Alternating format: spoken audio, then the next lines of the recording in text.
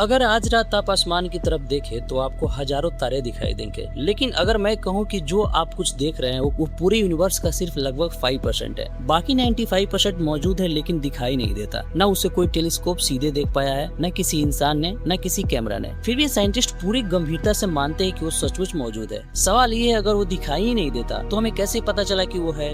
और उससे भी बड़ा सवाल, क्या हम वास्तव में उसी यूनिवर्स में रह रहे हैं जिसे हम समझते हैं? इमेजिन कीजिए आप एक बड़े शहर में रहते हैं, आपको सड़कें दिखती है, इमारतें दिखती है, लोग दिखते हैं, लेकिन अचानक से कोई कहे असल शहर तो वो है जिसे तुम देख ही नहीं सकते। पहली नजर में ये मजाक लगेगा, लेकिन ठीक यही बात हमारे यूनिवर्स के साथ हो रही है। जो कुछ भी हम देखते हैं, stars, planets, galaxies, black holes, nebula, ये सब मिलकर भी पूरे कॉस्मोस का सिर्फ 5% बनाते हैं। तो फिर बाकी 95% आखिर है क्या? इंसानों ने सदियों तक यही सोचा कि अगर कोई चीज दिखाई देती है तभी वो असली है, लेकिन साइंस ने बार बार हमें इस सोच को तोड़ा है। हवा दिखाई नहीं देती फिर भी हम सांस लेते हैं, ग्रेविटी दिखाई नहीं देती फिर भी वही हमें जमीन पर टिकाए रखती है, रेडियो वेव्स दिखाई नहीं देते लेकिन उन्हीं की वजह से आपका फोन काम करता है। यानी किसी चीज का दिखाई ना देना उसके ना होने का सबूत नहीं होता। और यही सोच साइंटिस्ट को उस रहस्य तक लेकर गई जिसने पूरी कॉस्मोलॉजी बदल दी। जब एस्ट्रोनॉमर्स ने दूर मौजूद गैलेक्सी की गति को मापना शुरू किया, उन्हें उम्मीद था कि गैलेक्सी के किनारे वाले स्टार धीरे घूमेंगे, बिल्कुल वैसे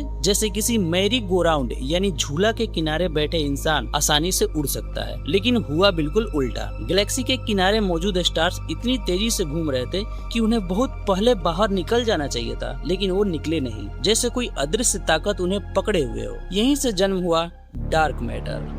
नाम सुनकर ऐसा लगता है जैसे कोई काला धुआं होगा, लेकिन ऐसा बिल्कुल नहीं है। असल में हमें आज तक पता नहीं है कि डार्क मैटर वास्तव में है क्या। साइंटिस्ट सिर्फ इतना जानते हैं, ये लाइट को इमिट नहीं करता, रिफ्लेक्ट नहीं करता, ऑब्जर्व भी नहीं करता, यानी ये पूरी तरह इनविजिबल है, लेकिन इसकी ग्रेविटी बिल्कुल असली है। अगर डार्क मैटर अचानक गायब हो जाए तो शायद हमारी गैलेक्सी ही टूटने लगे, स्टार्स अपनी जगह छोड़ देंगे, गैलेक्सी का आकार बदल जाएगा और पूरा कॉस्मिक स्ट्रक्चर वैसा नहीं रहेगा जैसा आज है। यानी जो चीज हमें दिखाई नहीं देती शायद वही सब कुछ संभाल रही है। इमेजिन कीजिए एक मकड़ी का जाला, अगर उस पर धूल ना जमी हो तो आपको जाला दिखाई नहीं देगा, लेकिन जैसे ही धूल उस पर बैठती है पूरा पैटर्न सामने आ जाता है। साइंटिस्ट मानते हैं यूनिवर्स में कुछ ऐसा ही हो सकता है। गैलेक्सी अकेले नहीं तैर रही, वो शायद एक विशाल इंडिविजुअल कॉस्मिक वेव पर टिकी हुई है, जिससे मुख्य रूप से डार्क मैटर बनाता है। कंप्यूटर सिमुलेशन भी यही दिखाती है कि अगर डार्क मैटर ना हो तो शायद इतनी बड़ी गैलेक्सीज कभी बन ही नहीं पाती। लेकिन अगर डार्क मैटर इतना इम्पोर्टेंट है तो हम उसे पकड़ क्यों नहीं पाए? यही वो सवाल है जिसका जवाब खोजने के लिए दुनिया की सबसे बड़ी लेबोरेटरीज धरती के सैकड़ों मीटर नीचे सालों से एक्सपेरिमेंट कर रही है। अब तक कोई पक्का जवाब नहीं मिला। साइंटिस्ट अभी भी इसी खोज में लगे हुए हैं। अब तक कहानी अजीब थी, लेकिन आगे जो हुआ उसने पूरी फिजिक्स को हिला दिया। 1998 में साइंटिस्ट दूर मौजूद सुपरनोवा का अध्ययन कर रहे थे। उन्हें लगा था यूनिवर्स का एक्सपेंशन धीरे धीरे कम हो रहा होगा, क्योंकि ग्रेविटी हर चीज को वापस खींचती है। लेकिन रिजल्ट देखकर सब हैरान रह गए। यूनिवर्स धीमा नहीं हो रहा था, बल्कि और तेजी से फैल रहा था, जैसे किसी ने पूरे कॉस्मोस को अंदर से धक्का दे दिया हो। इस अनजानी ताकत को नाम दिया गया डार्क एनर्जी। आज के अनुसार पूरे यूनिवर्स का लगभग 68% हिस्सा इसी से बना माना जाता है। लेकिन ये है क्या, किससे बनी है, क्यों काम करती है, हमें नहीं पता। ये आज की सबसे बड़ी साइंटिफिक मिस्ट्रीज में से एक है। अब जरा रुकिए और एक पल के लिए कल्पना कीजिए, आपके हाथ में एक छोटा सा सिक्का है। मान लीजिए वो पूरा यूनिवर्स है, उस सिक्के का सिर्फ एक बहुत छोटा सा हिस्सा, लगभग 5%, वो सब है जिसे हम देख सकते हैं। बाकी पूरा सिक्का एक ऐसा रहस्य है जिसे हम महसूस तो कर सकते हैं लेकिन देख नहीं सकते।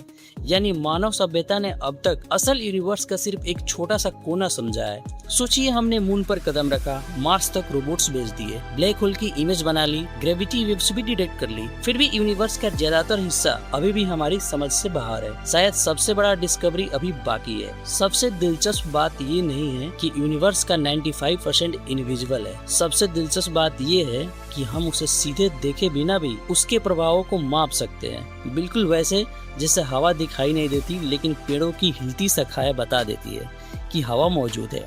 डार्क मैटर और डार्क एनर्जी भी हमें अपने असर से दिखाई देते हैं। यानी साइंस सिर्फ आंखों से नहीं, सबूतों से काम करती है। और यही उसकी सबसे बड़ी ताकत है। हो सकता है आने वाले दशकों में कोई नया टेलीस्कोप, कोई नया थ्योरीज या कोई नया एक्सपेरिमेंट इन रहस्यों से पर्दा उठा दे, या फिर हमें मानना पड़े कि नेचर हमारी कल्पनाओं से कई ज्यादा गहरी है। साइंटिस्ट अभी भी लगातार रिसर्च कर रहे हैं और इस विषय पर हमारी समझ समय के साथ बदल सकती है। अब जब आप रात के आसमान को देखें तो याद रखिए, जो चमक रहा है वो पूरी कहानी नहीं है। शायद असली कहानी उस अंधेरे में छिपा है जिसे हम खाली समझते हैं, क्योंकि कभी कभी यूनिवर्स अपने सबसे बड़े राज रोशनी में नहीं, अंधेरे में छिपा कर रखता है।